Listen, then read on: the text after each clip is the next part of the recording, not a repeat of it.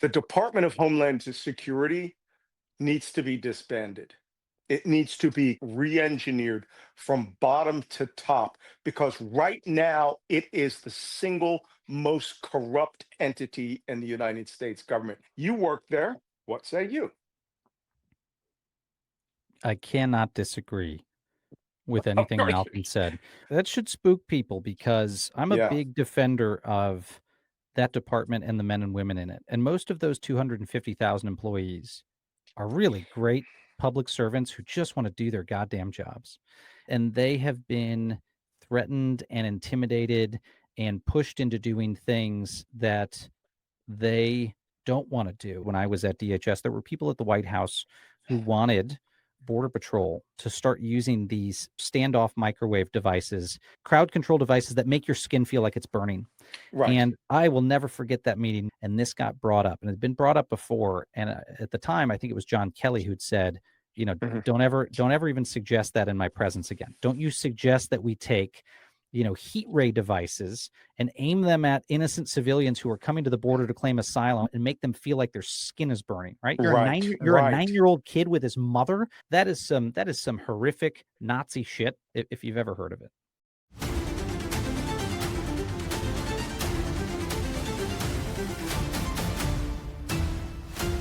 This is Black Man Spy. Hi, I'm Malcolm Nance, and welcome to Black Man Spy. This week's guest is Miles Taylor. Miles Taylor was the former chief of staff at the Department of Homeland Security under Donald Trump's first administration and was the author of a famous New York Times op-ed written under the title of Anonymous of how he was part of the resistance, internal resistance to Donald Trump. He was also hired at Google, but in this year, he had a presidential executive order written against him as an individual, charging him with treason and removing his security clearance. Miles is a real patriot, and his story is absolutely amazing. So it's going to go long because we got all talky. But with that, let's say hi to Miles Taylor on Black Men Spy. Miles Taylor, welcome to Black Men Spy, the show for people like you and me, only smarter. So, welcome. And we're a little earlier in the before the pre-show, we talked about your hat, which is starting to become like a fixture. Every show I see, you're wearing that hat. Enlighten us about your hat. Well, yeah, I gave you the real. I'm not going to lie to your audience. If I'm wearing this, it means I didn't shower or I didn't have time to shower. And I've been wearing it a lot more lately because I've created all of these sort of self-imposed new projects. And I have been getting up and like not having time to shower. And I know you know this. You're the type of guy who you just get really excited about what you're doing. I will wake up in the morning and I will just burst into it and be like, I love what I'm doing, and that's maybe been a detriment to hygiene. So anyway, Yeah. by the way, this hat is from a really cool place in Southwest Michigan. There's a place called Heston Steam Engines. It's these little tiny steam engines, little trains Replicas? that no, you get on and you ride them. Yeah, they're replicas. And you You go through the right. forest. And so like I've taken my nieces and nephews there and you ride them through the forest and it's the coolest little place. And I'm a big hat guy. And so this has like been the only hat in the rotation for the past few months since I got it. Anyway, more detail than That's anyone asked for, but there it is. yeah, but hey, well, I know how you feel. I get up at 3:30 in the morning when I have to write, and then the next thing next thing I know, the dogs are barking or something, and it's like, oh, it's 10:30. Yeah, I yeah. guess I guess I should take a shower or go for a run or something. So, but I'm glad we can have these laughs. Um, the last few guests that I've had on Black Man Spy, last week, Jake Tapper, we talked about his book. And to Mhm. all of my viewers out there, I was not rehabilitating Jake Tapper. I held his feet to the fire, asked him straight up, is Donald Trump crazy? Yeah. That hasn't Yeah. made it into media. What But did Jake say, by the way? he says he doesn't believe it's really him so much as his staff. And I said, Mm. that's a good deflection. But I warned him, I was really worried. I said, I hope you are not going to end up writing a book about how the US military an intelligence community has been taken over and has been turned into a weapon against its own citizenry. I just straight up said that. Yeah. But I have very deep concerns about that. And this stuff is important to me, especially. We'll talk a little bit later about your project, but I didn't know he was from Philadelphia. He didn't know I was from Philadelphia, which is pretty amazing. But I have this little rant I call my Sons of Philadelphia rant, where I talk about how I came into the intelligence community because I was trying to decide what to do in the Navy. And my family has a military history that starts in April 1864 and never ends. Didn't end until just recently. And I still think I have a nephew in the Navy. But I was at Washington Square behind Independence Hall, and Hmm. the statement above George Washington's statue is freedom is a light for which many men have died in darkness. And I took that very, very seriously. And I said, I want to do that. I want to go into that community. And, I know you and I could talk about that, and we'll get back to why we decided to come and defend the United States and work as public servants of the United States. But let's first talk about last night. Election results. About last night. Yeah. What happened last night? Oh, well, I'll tell you what happened last night. I put out a rant about how we're going to attack four countries. But let's talk about the election results, because you interviewed Paul Begala early on, and you were interviewing others, and you put out a Substack just today about how you think the election results reflect not the hysteria or the shouty McShoutiness like I do Mhm. of the Democratic left, but that it's a reaffirmation of the center. Can you pontificate on that a bit? Yeah, and I'll say I'm not a wishful thinking guy. I'm really not. And I can tell that by your hat. yeah, yeah, that's right. Heston steam engines. Where real men ride little trains. Um, you see a lot of folks out there. Look, a lot of punditry is wishful thinking.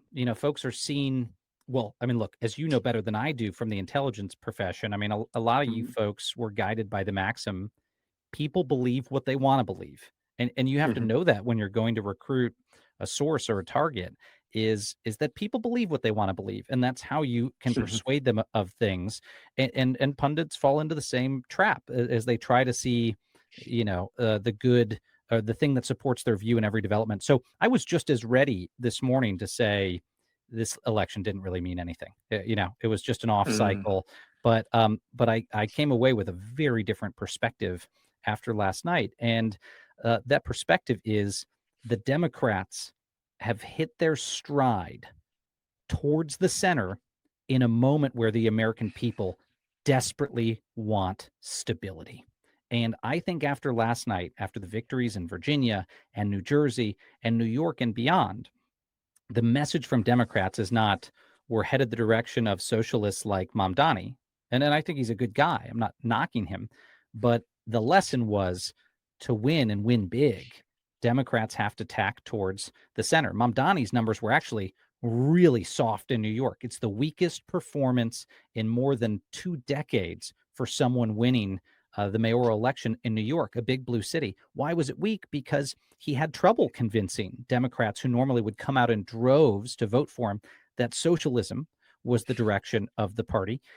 And instead, you saw Mikey Sherrill in New Jersey and Abby Spanberger dominate by presenting themselves as pragmatic, stability oriented folks. That mhm. contrasts very sharply with what voters are seeing coming out of the White House and out of Washington and out of the MAGA Republican Party is total chaos, constant chaos, imposition of tariffs, raising the price of goods, sending troops into cities, shutting down the government. That chaos is not abstract anymore. And look, when Mhm, Kamala Harris ran for president, running on democracy was hard because for a lot of people, it sounds abstract to them. They're like, well, I mhm, know Trump's bad, but I don't know what the threat to democracy is really going to mean for me. Now they know.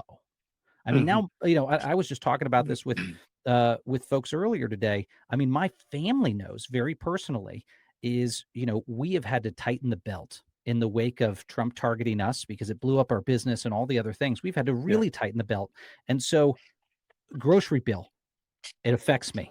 I take things out of the cart and put it back on the shelf now because I'm like, we can't afford that. And we need to be smart. Healthcare prices. Last night, I got in the mail my letter that you probably have gotten and other people have gotten that showed that our healthcare prices for me and my wife and our daughter are going to go up hundreds of dollars a year, hundreds of dollars that I wasn't prepared to spend on that. This is real. This is hitting people hard, and they see that it's just a result of the chaos in Washington. So I think this was Right. a huge night for Democrats because they've shown they can meet the moment. And you can bet going into the midterms, folks are going to try to copy what Cheryl and Spanberger did in their races. Well, you put it as a way of hewing back to the center and organize and organizing around the themes of governance and kitchen table politics. But you do have to give some credit to the fact that the energy that came here that motivated those people literally are in frog suits out in Portland and are in the streets. We had just 7 million people turn out for the No Kings protest, plus I think it was 11 million back in June, and that there's an energy that's also within not just the party, within the anti-Trump wing, which Mhm. is Trumpers, never Trumpers, Democrats, independents, and people who do believe that democracy was fundamentally at risk. So, is it possible that instead of saying that this was hewing to the center, because let me tell you, Mikey Sherrill, helicopter pilot, Navy officer, Naval Academy graduate, represents the kind of figure we don't generally see as Democratic Party leaders, right? Real military people. But 71% of the people that came out of the exit polling said they were voting against Trump. Yeah. So there is maybe they just want a person who is competent and in the center to do that. But I would challenge you and say that wouldn't you say that they were also offering a return to normalcy, which might look like the center, but which has all the energy of the left and center, but also puts people back in a position where they want to restore what they had, which could make things better for their life. Absolutely. And, centrism's a funny word because the majority of Americans in Pew surveys describe themselves as centrists, even though they actually cut a zillion different directions, right? It's Right. sort of this mythical word, but it's also associated with kind of banality. But the idea of returning to stability, as you just noted, has become energizing. And it's the type of thing that, I was talking to Bagala about this last night. You had people like me, lifelong conservatives, there with people Hmm. like him, lifelong Democrats, with independents, with parents, with young college kids. It's kind of like everyone on the spectrum was there, Hmm. and I've never experienced anything like that in my life. I never have, Hmm. and there is energy behind that, and that energy, in part, that I think you're going to see folks saying in the midterms is, excuse my language, it's to get the government the fuck out of our lives again.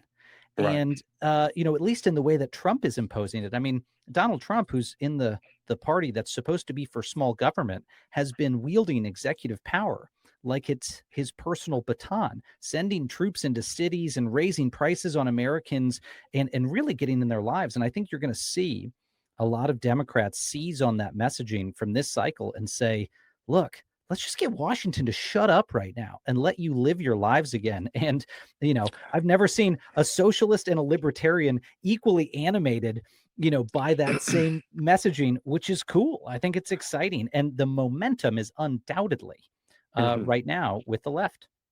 Yeah, well, the left is anything left of Richard Nixon. I mean, I was Yeah, a yeah, yeah. conservative when I first came in the military. I remember the minute during boot camp where they told us we had to register for a political party, and the guy goes, "Put down Republican. Everyone in the military is Republican." And I did. Actually, full disclosure, first person I ever voted for was Ronald Reagan. Tells you how old I am.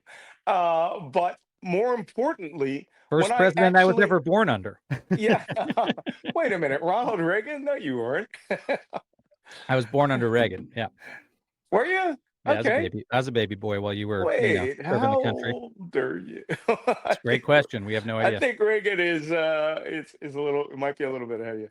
But yeah, I think you're right. Yeah, you're right. And so I I'm an know 80s what year baby. you were born. I know what year you were born. That being said, um, the Republican Party, or what is conservatism, or what was conservatism, on the XY axis of things. I was a Colin Powell type conservative, right? Mhm. Socially liberal, hard on defense, right? Yep. It's exactly where you expect me to find myself. And now Ronald Reagan, Richard Nixon, myself, everybody comes down the lower left quadrant of the XY axis. The Overton window has moved so far that, Richard Nixon created the EPA, right? And the crimes that he was supposed, that he was had committed, which was, breaking into Brookings and, doing Watergate and wanting wiretapping, which just showed his mental instability. Oh, I wish for those days, where a The single good old presidential days. scandal on that day could actually go for a year, right? Now, that kind of criminality is happening on a minute to minute basis, and it's being overtaken by events. That being said, I think that the American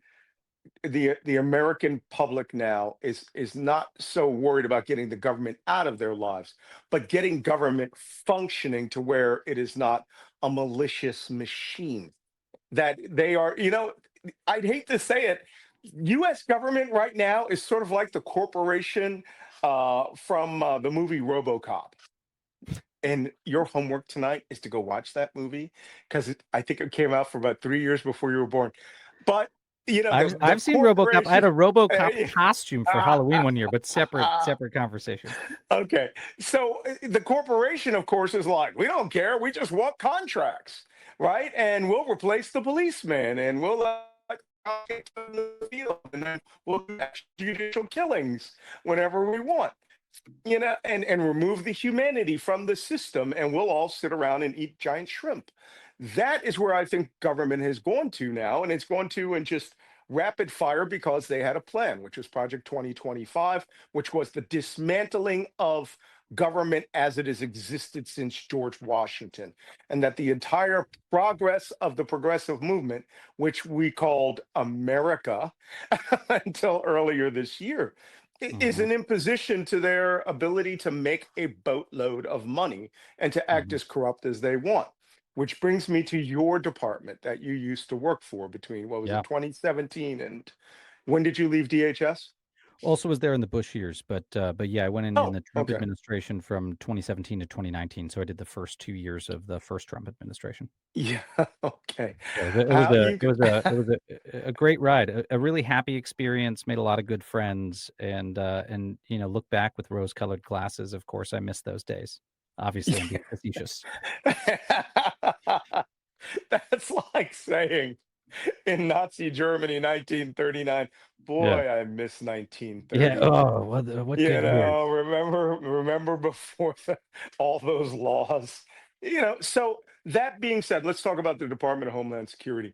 Yeah. When that concept came out, now I am from the intelligence world pre 9/11. In fact, I had retired a few months before September 11th and found myself on Capitol Hill on the morning of 9/11, and accidentally, literally drove into the Pentagon attack when the airplane hit the building. I Wow. literally was looking right at the You plane know, you know smash what's into the funny building. about you saying that is Mm, uh last night when I had Paul on, he yeah. said the same thing. He said he was over on Boundary Road when it happened. So Uh, y'all were probably within yards oh, of each other when that happened. actually, I was at the intersection of, I think it was Constitution Avenue. That's on the south side of the Lincoln Memorial, Mm, right at the water, the last yeah. stop Yeah. sign. And I looked over at Navy Annex, Yeah. big aside for everybody who hasn't heard this story from me before. And I was looking at Arlington Cemetery, and I saw the plane coming over the Sheraton. And I Wow. said, oh, look, they rerouted the planes because they would normally be right over Memorial Bridge. And I expected to see it bank over what was at that time the Navy Annex, which was the is the Marine Corps headquarters at that point. And the plane didn't bank. Plane went right down into the top of the building. So, needless to say, I had an exciting day. But, you know, going back to that, I understand the concept of wanting to bring and consolidate all of the national security infrastructure into one thing. I was all about it until, we started hearing the first murmurings of what consolidated force like this could do if everything that Edward Snowden and WikiLeaks and all those guys said was true. And now we're at a point where none of that was true. Okay, I was a huge. I am a declared public enemy of Edward Snowden. He and I have gotten into it on Twitter, both of us. And he's always like, "Well, you don't know what you're talking about." And my answer is always, "You're a traitorous rat bastard, and I expect to see you frog marched into the federal courthouse in Arlington someday." And I literally got warned on MSNBC not to say that because there were a lot of Ed Snowden fans when I was the terrorism analyst at MSNBC at the time. And I was like, traitor, literally programs. There was one program in particular, I won't get into it and we'll move on, that I swore that my life to, that if I had been captured, I knew enough people would die and multi-billion-dollar assets would disappear if I opened my mouth. Here's Snowden throwing that stuff around like nobody's business. Unfortunately, nobody really noticed what it was. But we had a need to consolidate all of these systems, assets, resources into one thing. Yeah. And I'm afraid to say we are at a point in American history, and I'm saying this to you as someone who worked there. All of you were consumers of all of my work. The Department of Homeland Security needs to be disbanded. It needs to be completely reworked, re-engineered from bottom to top, because right now it is the single most corrupt entity in the United States government. And now people say, Malcolm, whoa, you're a black guy, you're saying this stuff. If this were Burundi, and I had a secret police, or if I had to target the Tonton Makut in Haiti, or I had to go against CETA in Argentina, I would be writing this same assessment right now. We have a Gestapo in America. You work there. What say you? I cannot disagree with anything course. Malcolm said, which is what should really, which You is in what history, that right that side. that should spook people, because I'm a Yeah. big defender of that department and the men and women in it. And most of those 250,000 employees are really great public servants who just want to do their goddamn jobs. And keep us And safe. and they have been threatened and intimidated and pushed into doing things that they don't want to do. And it's easy enough for someone on the outside to say, well, they should all quit. Okay, well, there are also people like you who have to feed their kids, and Yes. and they're trying to think, can I go to work and push away the most extreme stuff? But we're putting these frontline defenders in a horrible position. But to your point, Malcolm, I similarly felt like DHS, it was beyond necessary. It was life-saving. I mean, I could rattle off plots and attacks that were stopped and lives were saved that would not otherwise have been saved if we didn't have this entity that was sharing information and going after terrorist threats. Sure. But I'll tell you where I was wrong, deeply wrong, is that I spent a lot of the Bush years and afterwards fighting against civil libertarians who said, you've created a department without enough controls and oversight that in the wrong hands could be used to spy on Americans. And my response was always, ooh, when's the dictator boogeyman going to come in? We don't have to worry about that in America. This Yeah. department is being used to go after America's actual enemies. They were right and I was wrong, because I never imagined someone like a Donald Trump could come into office, someone who was so willing to flagrantly violate the law so often that it turned something that was equivalent to what our allies call an interior ministry into, like you just said, the possibility of it being a Gestapo. And without the right protections and safeguards, something like that can very easily be abused. And DHS is still a very young department, and it doesn't have those safeguards and checks. And that sounds abstract to folks. Let me give a very specific example. And the Department of Justice, even though it's the FBI is in the process of being abused, it's much harder to abuse because FBI directors are appointed on these extended terms, and there's high thresholds for agents who come in, and they're overseen by prosecutors, and a lot of them are career prosecutors. I mean, it's taking a lot of effort to politicize that. Now they are starting to. They're They're politicizing the working on it. department. Yeah. They're politicizing the FBI. It takes a lot of work. They've lowered the officer agent recruiting standard. That's right. I think you have to have a high school diploma now to become an FBI agent, which is But mind-bogglingly stupid, if I'm not mistaken. That's right. At DHS, though, a lot of these layers, they don't exist. It's very easy to make the changes. It's very easy to install political people. It's very easy to move folks around. And it has laid there like a loaded gun for a would-be autocrat. And so I would agree with you. I think the department, after this is all over, because it's not going to happen amidst this, there needs to be a huge reckoning about what becomes of DHS. And I suspect it's not just going to be Democrats that propose some of that legislation. I'm not saying Republicans en masse are going to rise up to do that, but the Rand Pauls of the world have been calling for that for a long time, and they're probably going to team up with the Democrats to say, here's how we remake DHS so that it doesn't get abused in this way. Hey, I'll tell you a funny story. Yeah. 5 years ago, I wrote a screenplay for Hollywood, and my good friend Ron Perlman, the actor, Oh, sure, yeah. took it over at Warner Great Brothers, guy. and it was about a continuity of government scheme that John F. Kennedy put into place in case America fell to communism, right? A secret program went for decades and decades and decades. And then in the end, it was activated because America fell to dictatorship. Here's why it didn't get picked up. I literally am telling you this. Last year, OBE, it was overtaken by events. The story was actually happening, and Hollywood did not want to antagonize the MAGA movement. And literally everything we had written in that story had happened. What we wrote in 2017 was happening, including, by the way, the Russian invasion of Ukraine. So what I'm getting at here is we are finding history is moving faster than our ability to dance in its defense, in democracy's defense. So, with a group like DHS, are we going to sit here and talk about proposed legislation as they are literally hauling us away to a supermax? And, in 2 or 3 years, where Donald Trump has decided, fuck the guardrails, fuck the system. This is, according to the Supreme Court, I can order the arrest, execution, and extrajudicial, trial or extradition of anyone because he now thinks that. Worse, he has a body of people in there. I'm famous for going on real time with Bill Maher. And when Bill Maher called, what did he call? He called Stephen Miller Goebbels. I made the joke, baby Goebbels, and which is now stuck to him. But these guardrails, these checks, these balances, like you said, things could be done at DHS. I'm a big defender of defending America. I'm a big defender of defending democracy. But I know a Geheimstaatspolizei, right? A state secret police when I see one. I've worked against them in other countries, Libya, Syria, all of these.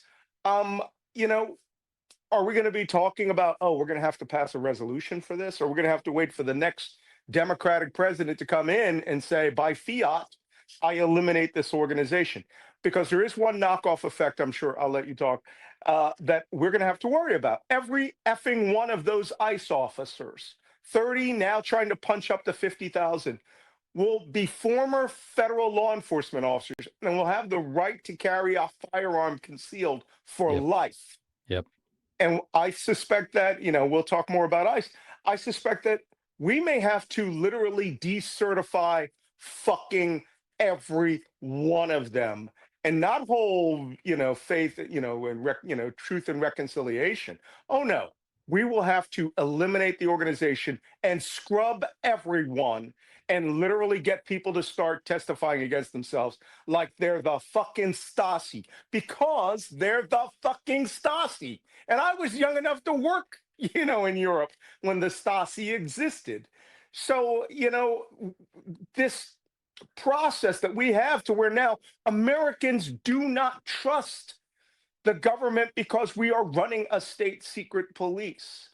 And what are we going to be able to do to get our faith back short of literally firing everyone? If, God forbid, Malcolm Nance and Miles Taylor gets back, because I know how you're going to be. You're going to be like, yes, Mr. President, I think we should do a review of all of these policies.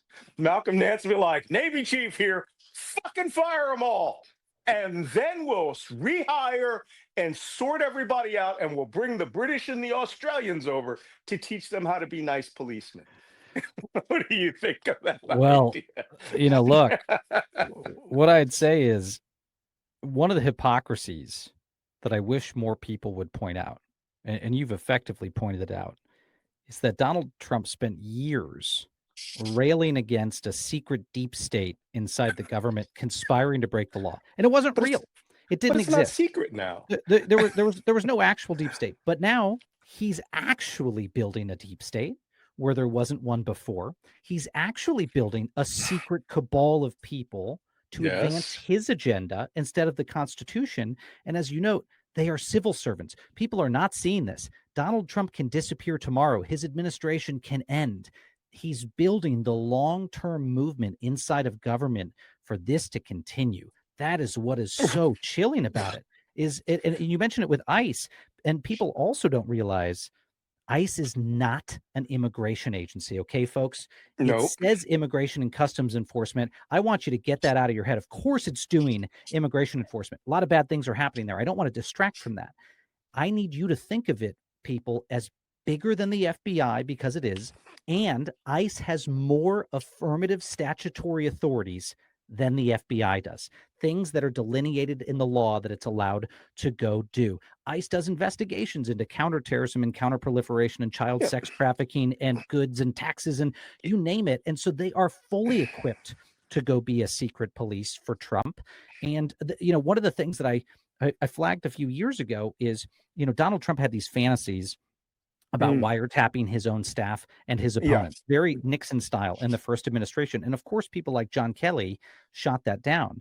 And people would say to me afterwards, aren't you kind of being the sky is falling boy by saying that when he comes back, he'll be able to do that? And I said, no, because he's not going to go try to do it through the existing architecture or try to do it through the NSA.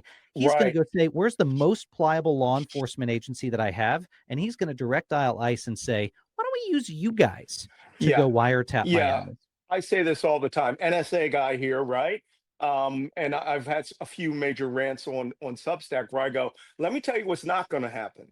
Okay, I've worn the headphones long enough to know I've literally been in situations where we had accidental disclosure of an American citizen. Or if you're calling Saddam Hussein's mistress, yeah, we're going to leave the tape running, but my hands are going to go off the terminal. I'm going to push away from the terminal. I'm going to call the National Security Watch Officer, and they are going to bring the FBI rep down. And they are going to make a determination while I'm in the cafeteria of whether this is a threat to national security. And then it's going to shift agencies. And I said this when the whole Snowden bullshit was going on. The one thing you will not have is you will not have people from Fort Meade monitoring you because it comes down to a human. And I don't have time for your bullshit or your cat pictures. FBI, same thing. When it gets turned over, they get when they get a FISA warrant, you're a target. You've lost all your U.S. citizenship rights because you work with Moscow or you work with some other country. We now, as you say, DHS is a interior ministry. And by the way, for every time I keep saying state secret police and Geheimstaatspolizei, that's the German acronym for Gestapo. By the way, that's what it translates into. Same with the Stasi, which was just a communist version of the Gestapo. So if someone's going to have to roll tape, or as we say in the SIGINT world, right, provide copy on American citizens, they're going to need one, shitload of technology, two, a giant stadium full of English linguists or computers that can process that, and three, collection platforms which can do that. Oh, wait, they're running MQ-9 drones over Los Angeles using Stingray, which, by the way, is a cell phone intercept system, slave to cameras for protests to hunt down supposedly immigrants. They're not. To do that, you got to vacuum everybody. Okay, so I personally I've already seen the outlines of what we're gonna find is a internal Constitution, Fourth Amendment setting on fire, internal signals intelligence system that is most likely running with a lot of loyalists within the system. And I think Elon Musk and Palantir are just bringing it to the point where it gets filtered down through computer transcription so that the minimum number of people have it. But Miles Taylor and Malcolm Nance, well, Miles Taylor's definitely on the list. You're on the list. You're not going to listen to my freaking phone calls. But which brings me to my next thing. You have already been targeted by Trump. Tell us about that. Well, one thing before I say that is I will just note that, your description of what could happen with ICE in any other time period, you and I would listen to this tape and say, that sounds very conspiratorial. That could never happen. When Snowden said it, I said that. But exactly. But you have to look at it in its totality. These people who are coming in are first-time law enforcement officers in many cases. They're being targeted with online ads that are like the most MAGA possible ads you could ever make. So they're deeply loyal to the president. And they believe him when he says the deep state and these domestic terrorist enemies, really just Democrats in their view, are a threat to the constitutional order. These are people who are pliable. They're ready to break the law. And by the way, they can bubble wrap their actions in legalese to seem like they're not breaking the law, because all they're going to need to do some of these actions Malcolm described under the law is reasonable suspicion. They just have to say, we're worried enough about these ICE protests becoming violent that's why we've been able to go intercept people's phone calls, is to prevent a riot. And they will abuse that to go engage in violations of the First Amendment, the Fourth Amendment, the Fifth Amendment, any number of constitutional rights. So, I think it's very real. Yeah, I mean, our family's in the crosshairs. We faced a lot of difficult decisions this year. On April 9th, the president, I got a text message from someone who said, hey, you need to turn on the news. The president's sitting in the Oval Office. He's signing an executive order. He's talking about you. And I'd be lying if I said my wife and I didn't expect something like that to happen. We expected, because I've spent 7 years railing against this guy and warning about a second term. So we expected to be on some kind of list. And as you know very well, at the beginning of the administration, one of the easy buttons of persecution the president was able to press against former national security folks was just taking away their security clearances. And so I expected somewhere in the first few months, I'd be on a list of people whose security clearances were revoked. Fine, I would deal with it. But as I tuned in... Okay, your entire clearance, not your access, literally the certification that kept you as a freaking blue badge or whatever it was. Yeah. They just disappeared it. You no longer even have the potential of getting cleared. Which is, by the way, in and of itself, very destructive to someone's life. Guys like you and I have built our lives and our livelihoods, making low government salaries, serving the American people, developing specialization in national security. And when you leave government, that's one of the few ways you can support your family, is you go work on the private sector, doing that same thing, often supporting companies who are doing this sort of work and continuing to serve. Your security clearance is your livelihood. So I don't want to diminish what that means for not just us, but all the other people whose clearances were revoked. So that was enough of a gut punch when I'm watching this thing in the Oval Office. And then it becomes clear the president's doing something more. He's signing an executive order to direct a federal investigation into me for, get this, treason, the highest crime envisioned in the United States Constitution, a crime punishable by death, but bizarrely, and the only crime in the Constitution with an enormously high bar, which George fucking Washington himself wrote because he was betrayed by the guy Benedict Arnold. Oh my God! First off, before you go any further, because this part of your story excites me so much, I would nothing like treason to get you fired up.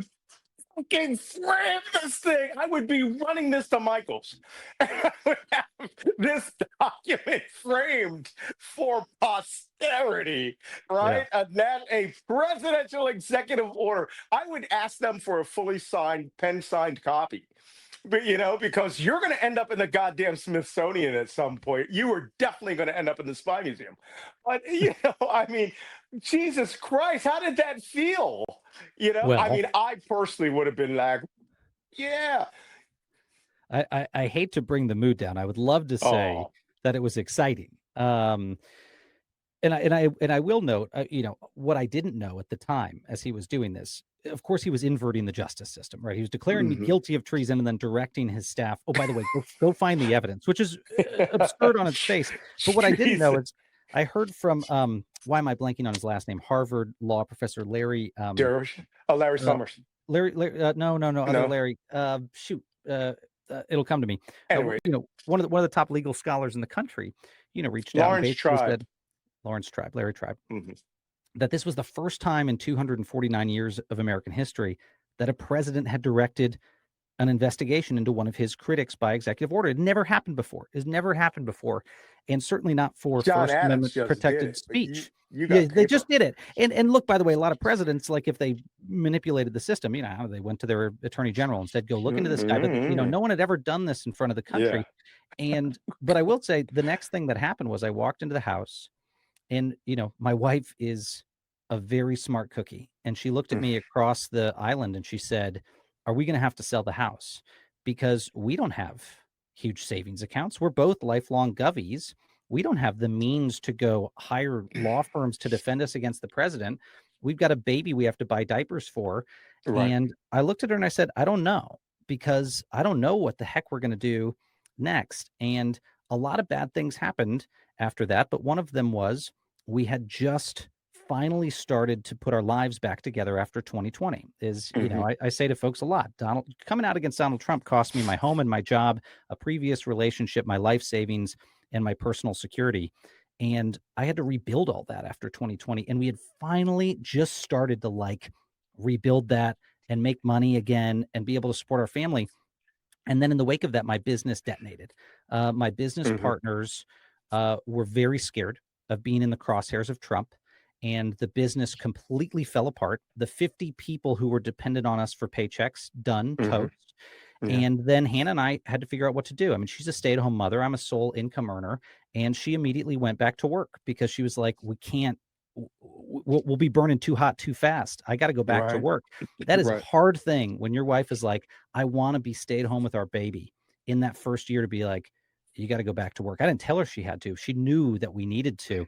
Mhm. And to say nothing of the security threats, because even if Donald Trump doesn't take that charge of treason seriously, how absurd is it that he would accuse me of treason, but his supporters do? And they made sure of it. Right. They doxed our Mhm. phone numbers. They doxed our home address. We had Yeah. crazy people threatening to kill my daughter and have had to take legal action against them Yeah. around the country. And these are just the things, Malcolm, that happen when you get added to that blacklist, because I Mhm. haven't been charged with anything yet. I haven't been arrested yet. I haven't had my home raided yet. Mhm. And still our lives fell apart in the wake of it. So, look, I'll throw it back to you, but to tie a bow on that, we then faced a question, which was, what do we do? Do we try to lay low and hope it blows over and he moves on? Or do we fight back? And it sounds like to anyone who's not in the circumstance that it's an easy decision. You go fight back. But you know what?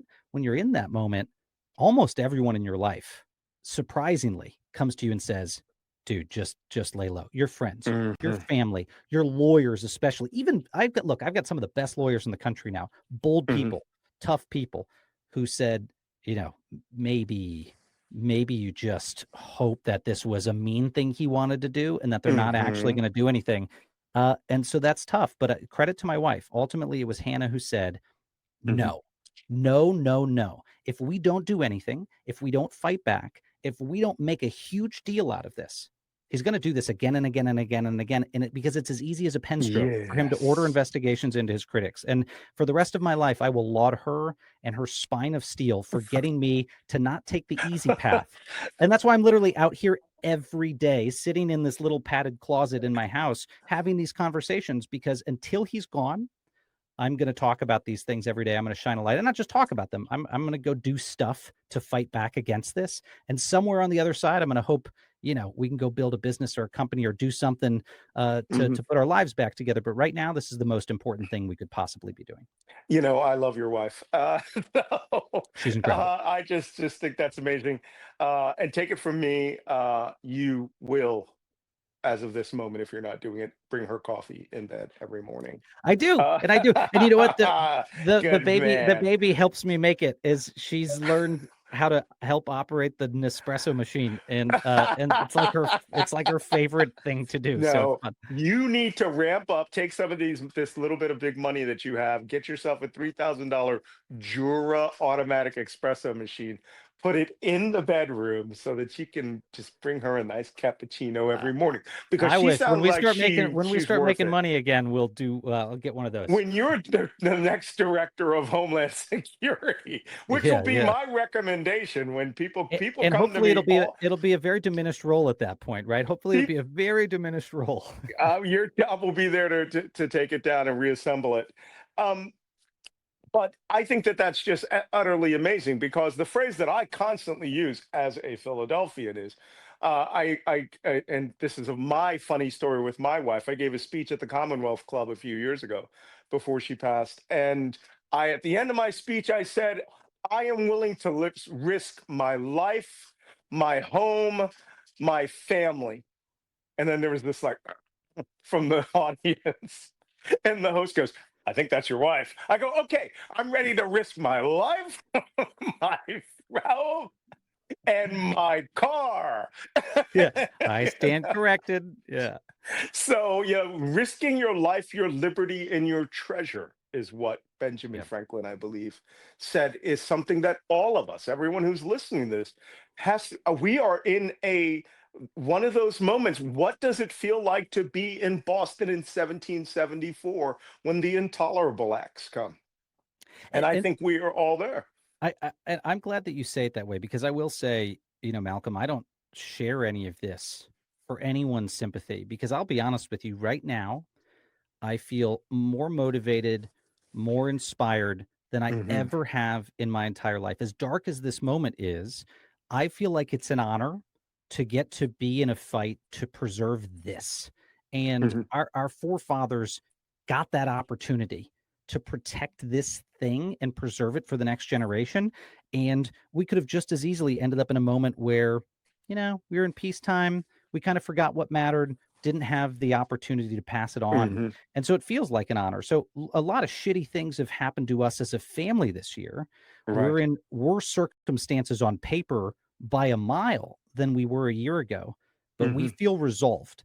And that switch in our minds happened when we started thinking about this, not in terms of what was happening to us, but what we could start to do in response. And it sounds so simplistic. I mean, if you've ever been through trauma in your life, everyone listening has, you probably had a similar experience where you all of a sudden realize, I can start shaping the environment that I'm in instead of just being shaped by it.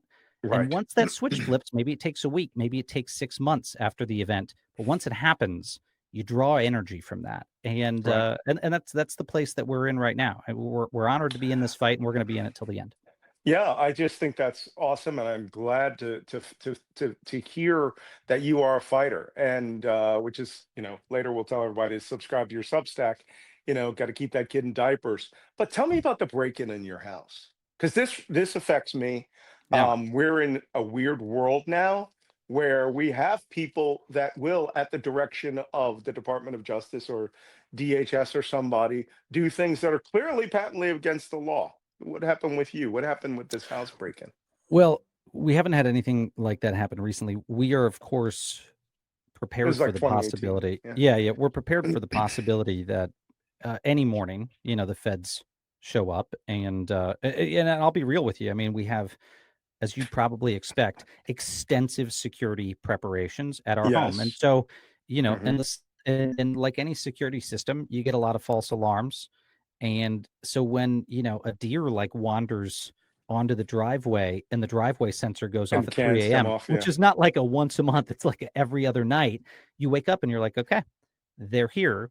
and what next? And that's a scary thing. But a number of years ago, as you note, when I was living on Capitol Hill, we had a break-in my home. I mean, still to this day, I don't know who it was. This is before I'm out there publicly When you say criticizing the break-in, president. describe the break-in.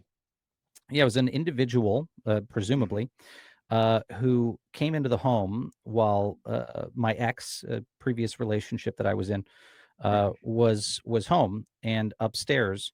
Uh, the house was locked. The house was armed. The security system was on. Mm-hmm. And a very bizarre thing happened. There was a period of like 10 minutes where the security system went down. There was no video footage.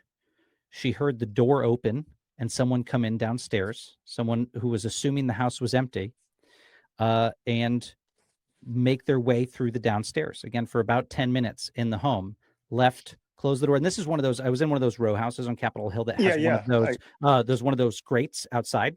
So it's very obvious. You hear it when you're upstairs when the door opens, because you don't just have to unlock the main door, big, heavy, old door, old house. You have to pull the gate and it unsticks. And so you hear someone come in. And I remember I got a message at the time because I was at work. I was at the Department of Homeland Security. And she said, "Hey, are you home? What are you doing home?" And it's like 2 p.m. or something. I said, "What are you talking about? I'm not home." She said, "Well, someone's downstairs and the house was disarmed." And we don't know who was in the house. But the reason I mention this is because this is not a, me suspecting the Trump administration doing something nefarious. Around that same time period, we had some really unusual stuff happening at our home that only later did I come to believe seemed a lot like what some of my colleagues were starting to report in terms of Havana syndrome. And I was very reluctant to even suspect that could happen to me, because you are immediately like, well, that couldn't happen to me, and that's why would someone target me? But I'll never forget the day I was we had these, I can go into as much detail as you want, but we'd had this really bizarre incident the night before, and hearing this strange sound in our row house. And you would walk from the main bedroom to the guest bedroom, and all of a sudden the sound would disappear. It's like, this is odd. This is annoying. I think the radiator's broken. I thought it was a buzzing in the radiator. It's like, how the hell do I fix this thing? It's driving me crazy. I can't sleep. And the next morning, both me and my now ex were extremely nauseous. We hadn't had a drop of alcohol the night before, really nauseous, feeling completely out of sorts. And I was supposed to fly to Israel to go meet with Prime Minister Netanyahu. And I drive to Andrews Air Force Base, and I get on the plane, and I had to pull over and throw up on the way to Andrews Air Force Base. I was like, man, am I sick? And this had happened one night before, like a couple months before. This one was in June. That was in the prior April. And I get onto the plane, and there's a senior intelligence official that's on the flight with us. And he's like, "How you doing? You seem sick." I was like, "I think I got something." And I described what had happened the previous night. And I described, I said, "This is the second time this has happened. I don't know what it was. Something's vibrating in my house. It's like, I think maybe causing this." And I mean, the guy's eyes turned into saucers. He was like, because he knew some things that I didn't know about, concerns that there might be some domestic activity that was along these lines. I wasn't aware of that at the time. And so that then pushed me into an internal process to go report these sort of things. As I later found out, years later, there were a number of other U.S. government officials in pretty much the same time period who reported similar phenomena at their homes and similar physical symptoms. And to this day, we still don't have a good sense of who that adversary was for sure. I mean, I have my personal opinions, and what device may or may not have been used against people, and there's still a lot of people who haven't come forward, unfortunately. But it's something that I think is one of the biggest national security scandals of our time, and someone got away with something. And I can never know for sure if we were targeted by that or if it was some other phenomenon. And you encounter this, and I'm sure you have, with other people who think they've had been targeted by Havana, is like sort of a nervousness to even say that, because you're like, oh, people are going to think I'm a crazy person, right? There's a million other explanations, but this really weird specific thing happened to a lot of people around the same time period. And I think it's important for folks to talk about it who experienced it. And it's not like it doesn't exist. We know microwave disruptors are used on cruise ships. They're used in law enforcement. The military has these as anti-riot control agents. My first question was there a van on the street or was there a Yes. SUV? Yeah. Because it So that was always in my takes. that was in my report to the, to folks at the time. And again, I was also hesitant to talk about this because years later, I'd come forward against Donald Trump, and I was like, your average person's not going to understand. They're going to think like, are you saying you were targeted because of your opposition to Trump? No, I'm saying if I was targeted, I was the chief of staff of the Department of Homeland Security at the time. The secretary and I had just made very public statements about Russia and about Hmm. holding Moscow accountable. And I Hmm. had pressed the secretary to go hard on the president on holding the Russians accountable. I mean, we were among the foremost out there in the administration of saying we have to punish the Russians for what they did in 2016, regardless of who they supported. And Right. a lot of this started not long after that. And as you note about a van, one of the Hmm. things at the time when the first incident happened this would have been April of 2018, Hmm. as I'm trying to figure out what the hell's going on with the radiator, because I think that's the only metal thing in this old house that could be buzzing. I look out the window and it's, like 3 a.m. and there's a white van idling one house down. And that's not necessarily remarkable. It's Capitol Hill, someone's out there at Mm. night. But that was a detail that I later remembered. Now, there wasn't a van out there when it happened the second time in June, or that I could see. But when I went downstairs to try to find the cause of this thing, and I opened Hmm. the front door and I looked outside to see if it was maybe something against the house, or that car, tail lights on, peels off the spot and drives away. And then I go back upstairs and my ex says, "Oh, you fixed it. How'd you fix it?" I said, I "I was didn't just going to fix it." say the old Sigourney in me says, did the system continue to buzz while you were walking throughout the house? Because I'm insanely sensitive to Just noise. one spot, our bedroom. Which is where you would have focused an antenna on and it would have had some broad beam, but once you're out of that beam you would lose that system, and then the vehicle departs. Yeah, what a crazy story, because I think you're right. It may have been hostile intelligence.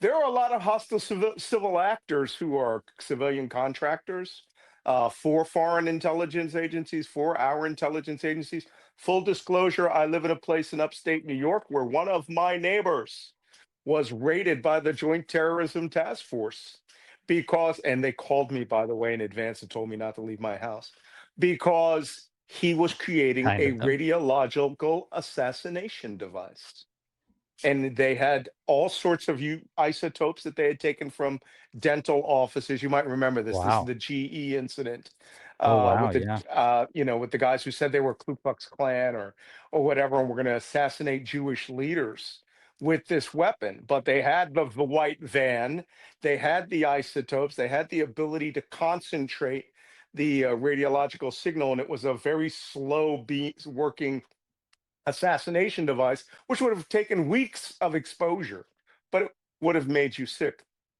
These things are real. And my problem is now this particular administration seems to get all of its ideas of national security governance from Tom Clancy novels. So trust me, if somebody starts shining a very high intensity focus beam laser Well, of over 100,000 lumens at you, then you know and, that. and and it's another reason you don't want a Trump administration viewing Russia as a friend. If the Russians Right. were indeed behind Havana syndrome attacks, you don't want them teaming up with a government that would do that to people. And there is something somewhat analogous to this, Malcolm, about Mhm. what the Trump administration wanted to do. Is in that same time period when I was at DHS, there were people at the White House who wanted Border Patrol to start using these what are called they're standoff microwave devices that That's are it. crowd, MRADs. Yeah. yeah, crowd control devices that make your skin feel like it's burning. Right. And I will never forget that meeting. We were in the Ronald Reagan building in downtown DC in a giant conference room, and this got brought up, and it had been brought up before. And at the time, I think it was John Kelly who'd said, Mhm. don't ever even suggest that in my presence again. Don't you suggest that we take heat ray devices and aim them at innocent civilians who are coming to the border to claim asylum and make them feel like their skin is burning, right? Right. You're a Right. 9-year-old kid with his mother, and we want to make you feel like you're on fire. And this First off, came the videos of those people falling to the ground. It's horrific. It's Yeah. horrific. I've And seen it and used on Marines down at Camp Pendleton. So, and there were folks in the White House who thought, because the president wanted a visible sign of deterrence, who thought it might be a yuck. good idea to go deploy those at the border and fry people who were walking Oh, towards the United States. that is some horrific Nazi shit if you've ever heard of it. Well, that's exactly a good phrase. Which brings us to my last question. Yeah. One of the problems that I've had over the last 6 months, 7 months, I Yeah. created a PAC, a super PAC called FAFO.org, right? FAFOPAC.org. And as you all know, FAFO stands for Focused Action with Focused Objectives PAC, which, As everyone knows. as everyone knows, right? But it's really designed to be FAFO. And our motto is we the people effing dare you. I So love it. we have turned this group. We help Indivisible rally the troops for the November 14th thing. We have a lot of veterans in our organization. We're very small, but we do what we like to call fun trouble. Right? There's good Yeah. trouble. There's bad trouble. We like fun trouble. Right? I was one of the first people to encourage not the one frog guy. I said on Stephanie Miller radio show, I want to see 100 of you out there by the next week. Within the next week, there were 100 people, but unicorns, and doing the disco dance party I recommend for all people who are protesting. No one likes being on watching other people have fun. So, that being said, you have now come up with an initiative, which I had been looking to do because I am 1 degree of separation from Robert De Niro. You are 0 degrees of separation from Robert De Niro, and you Sounds got like him to we should make be the teaming up. video. It sounds like we should be Yeah, we teaming are up. going to team up at the end of this. You got him to do what I wanted to do, which is to make a statement of defiance, right, as a rallying call. In fact, Yeah. we actually tried to create a newspaper, an online zine called The Defiant. You now have an initiative that is suddenly very popular. Can you tell us all about it? Yeah, I mean, look, the short version is, and I'm glad you call it an initiative, because what I don't want to do personally or actually in terms of this moment is create a new organization. We don't Mhm. need it right now. We don't need another organization doing things on the ground. There are so many amazing organizations doing the work. But the past couple of months, I'm sure, like you, the thing I was hearing most often every day, like literally the Mhm. thing, is so many people Mhm. saying, "Hey, what can I Mhm. do?"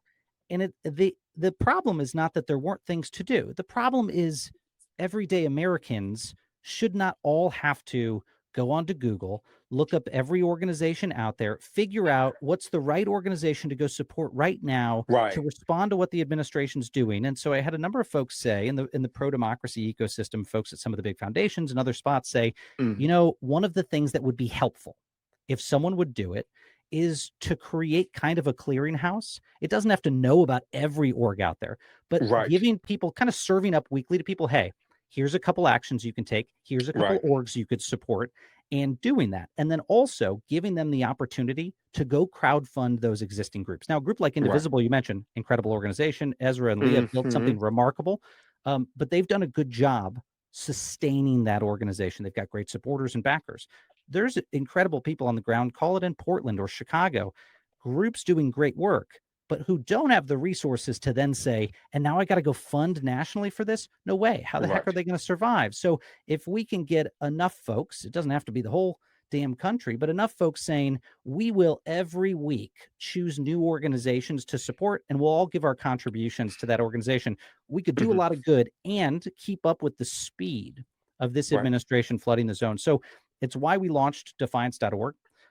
It's a nonprofit entity to go out there and to basically source all of those different ideas in great organizations and point it to people. Look, folks can decide if they want to participate or not. No one has to sign up. But if they want to sign up and they want to get served kind of once a week, here are actions you can take, here are groups you Mhm. can support, then hopefully it makes it a little bit easier for folks to get a sense of what meets the moment for them, where Mhm. they feel like they can contribute. And look, some people might say, I'm a federal employee. I'm scared to go protest. What if I get fired? Okay, well, here's 20 other things that you could do. And, we'll keep you updated on the different ones. So, we're Right. very excited about this. That's one of the reasons why this goes back to the start of our conversation. It's one of the reasons I haven't been showering is I'm, meeting with the volunteers who are helping us build the back end and figure out how we want this process to work and how we can get folks engaged and how we can be helpful in the space. And so our first sort of kickoff conversation for members will be next Wednesday. For Mhm. folks who've signed up just to come together and say, let's vote on entities that we want to support this month. And Mhm. we invite those org leaders on. We make the financial transfer to them to help them, but also bring them in to tell us, all right, now tell the folks who've joined how they specifically can participate in your mission and action. So I'm Right. fired up about that.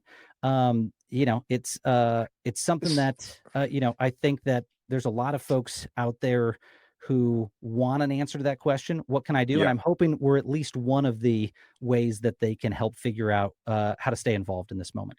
Yeah, we've had this discussion about a national clearinghouse for, resistance activities and, essentially to give people these options. No Kings puts out a flyer every week. It's like, oh, you can go to this protest. No Kings Sheffield's doing this. No Kings Oklahoma City is doing this. And that's okay. Now, here's my complaint, and I'm not targeting at you, I'm targeting it Come in on the down. ether here. Yeah. Um, the problem is that with never Trumpers, independents who are not Trump supporters, Democrats, progressives, whatever you want to call them, is that we have this default that there has to be a leader and that there has to be a leadership, and people won't do a lot of things unless you're an activist Yeah. until a leader emerges, Yeah. and steps forth. And a lot of people, the last time that happened was the Democratic National Convention Yeah. in 2024. And the Republicans have no such qualms. I every Thursday I do a podcast with Michael Cohen and Lev Parnas, right? And we often speak with Joe Walsh. These are people who have all been in the room with Donald Trump, especially Cohen and Parnas. They know him intimately, and he has the ability to put the system on autopilot. So if there's no waiting around for orders, you're executing what you suspect are the orders, but you keep continuity and strictness of focus of your messaging. And our problem on the opposition side is we are not the French, we are not the South Koreans, we are not the Hungarians or the Serbians. We cannot get 1 million people into the streets every night Yeah. because of our diverse system. I mean, it'll take something like the new intolerable acts or a mass murder of American citizens for that to happen. And it still won't happen for us to get a 3.5% sustained opposition out in the streets, which is what they say you require to have a color revolution, to make a government listen to you, because we're in the Pinochet moment. They don't give two fucks Mhm. about what we think, right? They will Mhm. start flying people out over the Atlantic Ocean if it so behooves them.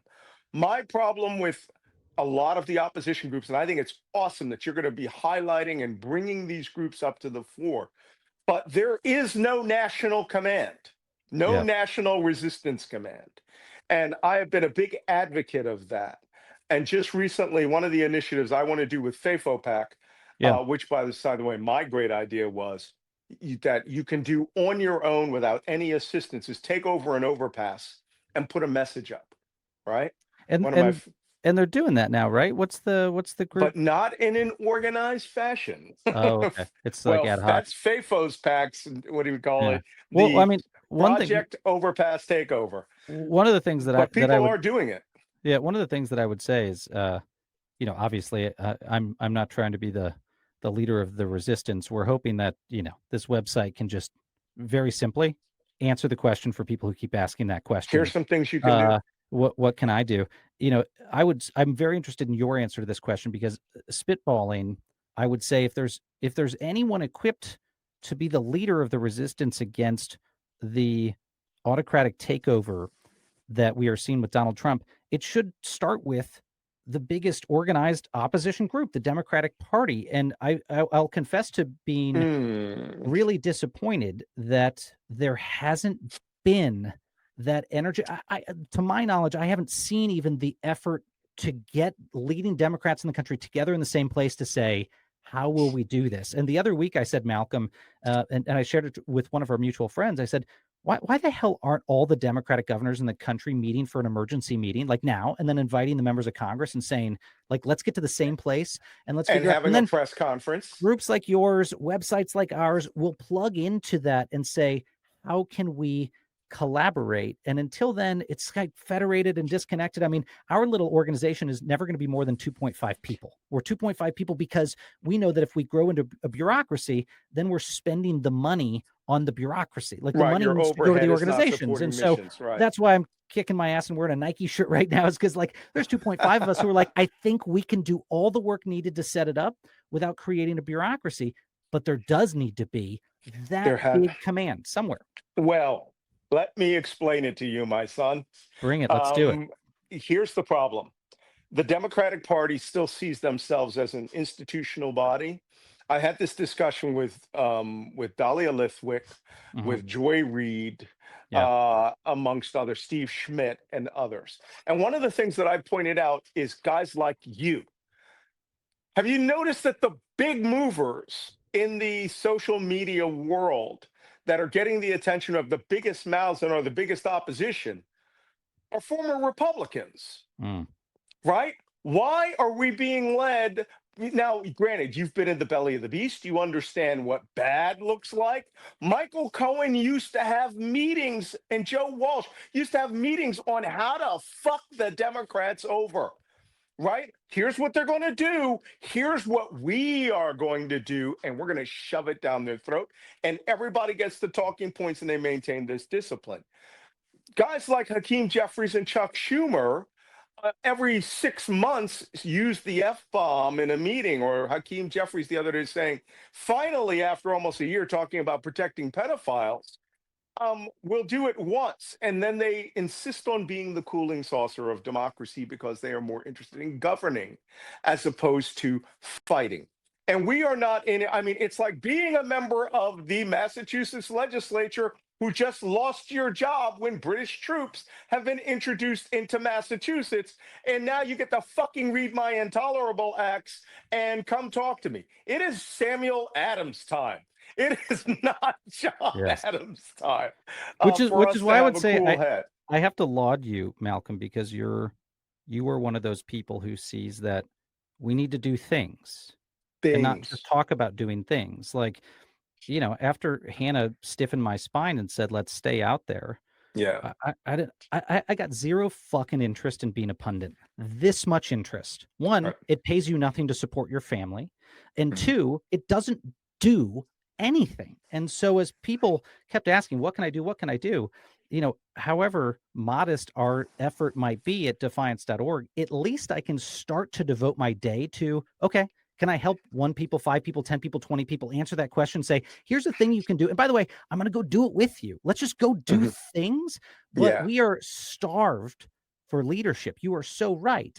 It wouldn't make sense for, you know, ex-Trump Republicans to lead them. It doesn't make sense. What's the biggest organization in the country that can do it? To me, it's the Democratic Party. And I don't want to knock any of those specific leaders, but I will say in compliment to one of them, I was never a big Gavin Newsom fan, but my gosh, at least the guy started to have some fire in the belly. Could we see that from more Democrats? And could they get together to decide, let's bring real organization into this fight? Because then folks like me will say, we would love to plug in and coordinate. Tell us how we're going to win this thing in the big picture. Right. Unfortunately, we are all just seen as creators and influencers. I've got almost 2 million people in my varied social media networks, and we're just seen as these influencers to get the message out. And here's a piece of legislation. No. And this brings me to my last point. I have an idea that we should all start looking at, and you know, maybe we get together and brainstorm this thing. But I think it's time for what I call CONTAC, CONTAC, which stands for the Congress of the American Crisis. And we need to fucking have our own CPAC where we get all of the influencers, all of the former government leaders, all of the people who have been fired from their jobs. And we don't want to create a shadow government. but I sure as shit want to create our version of Project 2025. John Leguizamo, about 5 months ago, put out a podcast where he was pulling his hair out. And he's like, why are we not writing down what we believe and committing America to it? Like the ballroom gets torn down on day one, that we will hold the Democratic Party to this or we will primary you. The new president, you will commit to this or we will, you won't get our support. Anyone who wants to be president, if we sit down, if we bring in hundreds of people into Philadelphia, and this is what I want to do, bring them all back to Philadelphia. Philly tourism plan. That's what this really is. Well, the thing is, I'm in upstate New York now. I still got to drive 3 hours down there. But no, it's always symbolic that we want to take this back. And we call it a Congress because we want representatives from every state and territory in America. And one of the things that I really harangue the big influencers on, people who have 6, 7, 8, 10 million followers, is they're all in their own little silo and they don't want to play with others. And I want us to come together. You pay for your own freaking airfare, right? And we get down there and we raise a few $100,000, we buy out a conference center, and we get the barn burners to go give their speeches. We get the panels to start reinventing American government, and then we write that shit down over a series of months to where we have our document. Doesn't have to be 900 pages, but it needs to be a series of commitments we all should agree on, like we will dissolve and eliminate ICE on day one. And then we will reinvent it as a very nice police force that does not carry guns, that's trained by the British. So, which will drive them nuts, right? Same thing with TSA. I want British TSA checkpoint people there who are very nice, very polite. That's right. But these things where we will commit to our future, and here's our alternative. We will not, first line, we will not ever commit to dictatorship. We will not ever suppress the rights of an American citizen. We will ensure every person within the Constitution, the constitutional boundaries of the United States, are afforded all the rights of the Constitution. And make people go, well, that's funny. We had that last January, on January 19th. Yes, we're going to go back to that part. But then there has to be a way forward, and this is what we commit to. And this is what I want to bring the influencers together for. Is that we have a constitutional convention or a convention of the new American crisis, because we are in the crisis. Tom Paine had it right. Shit be bad. And now I don't have to wait. I mean, the Fourth Amendment of the Constitution was literally written because British troops were just smashing into your fucking home, taking your property, seizing you without warrant, right? Third, the fourth, fifth, Third Amendment to the Constitution. The Second Amendment seems to have disappeared in many people's minds. But if we don't get up there and then we bring out the barn burners of the Democratic Party, the Never Trump movement, and say, hey, we're going to support these people. And then you can hew to the center and talk about kitchen table projects, because everything we will write down will bring us to affect those kitchen table things. We'll make I personally am a big fan of making the statement, we will save the American soybean industry, but you are going to go back into the global marketplace, right? We will, oh, by the way, you'll like this one. We rehire every motherfucker that's been fired by Doge. For sure. Okay, you ready? As consultants to come back and re-engineer their organizations, and you will get 4 years back pay. Malcolm, I got to say, I'm in. All right. I'm one guy. If you can foment this, I'm there. And if I can help, I am happy to. I think you're right. I think we have to have Philly's the right place for it. Obviously, I'll concede that. It's certainly not where I grew up, LaPorte, Indiana. We're not going to do it there. Something like this needs to happen. And I've been saying, although doing nothing to foment it the past few years, that we are going to need a new constitutional convention in this country to repair the damage that's been done. And, I didn't know if that would happen in 2 years or 20 years, but it's got to start with a cross-partisan gathering like that. And I think you're absolutely right. So, Yeah, this guy will pay cross-partisan. for his own plane ticket. I'll be there. I'll do what I can to organize others, but it's One last quick question for yeah, you. please. Yeah. Did you watch the TV series Jericho? I never saw it. No, Holy cow! I How knew are of you it. at DHS? How are you at DHS and never watched Jericho? I know I'm a terrible In TV Jericho, consumer. which 23 atomic bombs blow up across the United States, and it turns out it's a conspiracy to eliminate liberalism in America, and everything east of the Mississippi minus New York City is destroyed, and Cleveland, Ohio. And in the end of Jericho in the second season, they have a second constitutional convention. And there's a great line in there where the guy goes, 15 minutes of discussion and coffee and donuts, and the Second Amendment is gone. You're like, we need to be very careful about do I don't want to have to go to have a constitutional convention after an Anschluss or a Holocaust in America. Yeah. And I know there are a lot of people out there. My last book, they want to kill Americans who are ready to go to guns because they think it'll be fun to go to guns. And and I hope that organizations like yours, defiance.org, can get people together and get people out every day. Like Zelensky says, right? You don't have to fight for Ukraine full time, but just think about us Mhm. every day and do a little something. And I Well, think defiance.org would be a great organization for America to do the same thing. I appreciate it, Malcolm. We're just a piece of it. You're doing another piece of it, but I think you've highlighted the big issue here, which is someone needs to come in and stitch all of this together, and hopefully we can play a deconfliction role to make sure people are going to the great efforts that already exist, like yours and others, and support those efforts.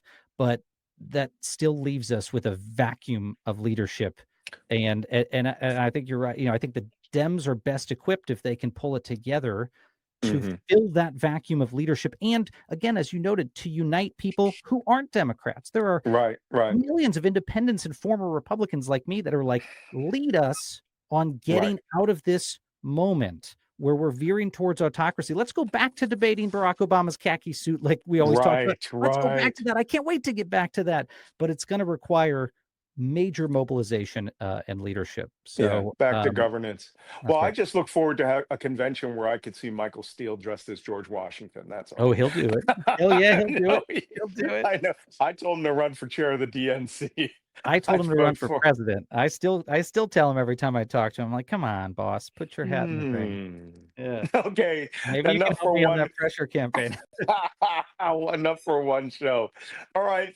Miles Taylor, the new head of defiance.org, a action clearinghouse. That's how I'm going to describe it There you for go. the national resistance. Thank you so much for coming on Black Man Spy and letting us talk spooky talk and defending America. I appreciate having you.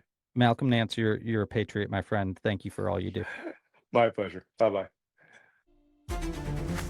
I mean, that was a barn burner. We had fun there. Not too often we get to have good laughs on Black Man Spy, but we had a good one this time, and we have great ideas. Please follow Miles Taylor and join defiance.org and see if there are groups out there that you can support in the national resistance pantheon. And with that, that's the end of this week's Black Man Spy. You can listen to this on Apple Podcasts if you haven't before. See it on YouTube at Black Man Spy. You can find me at malcolmnance.substack.com. You can find me at Malcolm Nance on Twitter/X. You can find me at malcolmnance.bsky.social, I think it is, or .com. If you want to find me on Blue Sky, and I'm also on Facebook and Instagram. You can find me there at malcolmnance.tapestry. That's a lot, but we had a great discussion this week. And I'll see you next week on the beach.